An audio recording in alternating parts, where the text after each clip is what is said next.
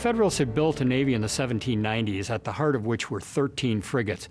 When the Republicans took over in 1801, they took most of those ships out of service and they rotted. And so by 1812, we only had 7 frigates plus a number of smaller vessels. As the War of 1812 progressed, the overwhelming strength of the Royal Navy meant that the frigate force of the USN was blockaded increasingly into harbor. It was very difficult for them to escape. By the middle of 1813, the British had a complete control over the entire American seaboard, all the way down the eastern seaboard. No American ships could get to sea, no American ships could operate even interstate trade on coastal routes. So the American economic system just stops. Some states have too much tobacco, others have too much grain, others have too much lumber, but nobody can build an economic system. The Royal Navy was stretched thin, trying to maintain a blockade of the American coast, which it did quite effectively. But that meant that Royal Navy vessels were often undermanned. They were often stretched to the limit in terms of their resources, in terms of exhaustion of being on station for a long time. The Royal Navy is very busy doing lots of other things. There's a big fleet in the Mediterranean. There's a big fleet in the Atlantic approaches. There's a big fleet on the coast of Belgium. There's a big fleet in the Baltic. There's a fleet in the Far East.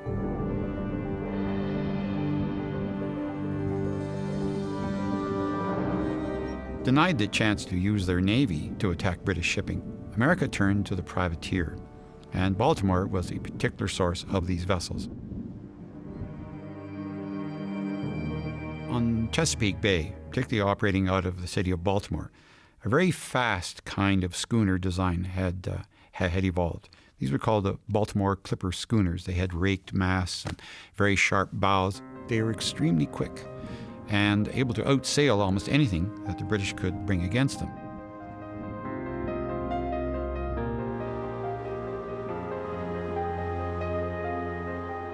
The privateers on the sea are primarily ex-Navy officers who actually petition the Secretary of the Navy to commandeer British vessels. They would be given a percentage of the spoils if they would capture a British vessel. They would split the spoils, and so there was a financial incentive. And then also they weren't guided by all of the quote-unquote rules of war.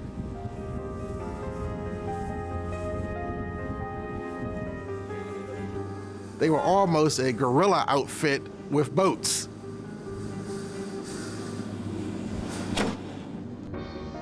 American seafarers are good. There's a lot of high-quality seafaring talent, a lot of good ships, and Baltimore clippers are absolutely perfect for this kind of activity.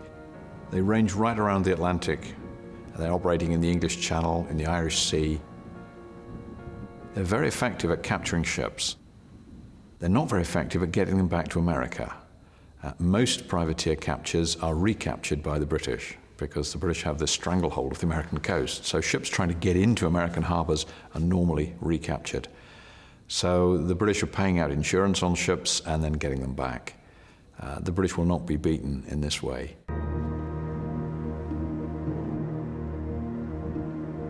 There was extensive trade with Great Britain that continued during the war. In other words, trade with the enemy in spite of enemy trade acts adopted by Congress. Now, this happened on all frontiers. As far south as St. Mary's on the coast of Georgia, there were British ships that were nearby, and they were trading with Americans. And then all along the British coast, Americans were supplying those blockading ships. Republicans as well as Federalists engaged in this illegal traffic. It was very, very difficult for the U.S. government to suppress it. They simply didn't have the numbers, either the military force available or customs officials to suppress this trade. So in this ongoing war between smugglers and U.S. officials, I think the smugglers generally won.